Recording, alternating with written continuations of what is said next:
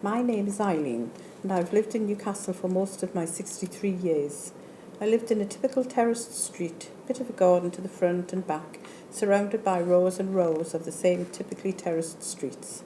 My parents lived in the same street for about 40 years, but in 3 different houses. We lived in number 4, then moved across the road to number 3 as it had an extra room to fit 4 children into. My parents moved when we were grown up, but after about 12 months they moved back to the same street, but into number 2. Alas, I digress. This is about my first holiday, when I was about 8 or 9. I went to a magical place called Sea Houses and stayed in a caravan with my parents and 3 brothers. It was a fantastic place, golden beaches, countryside, so different from where I lived.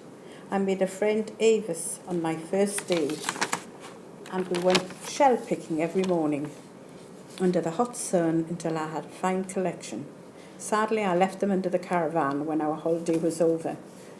This wonderful holiday gave me a love of beaches and countryside, which has never left me.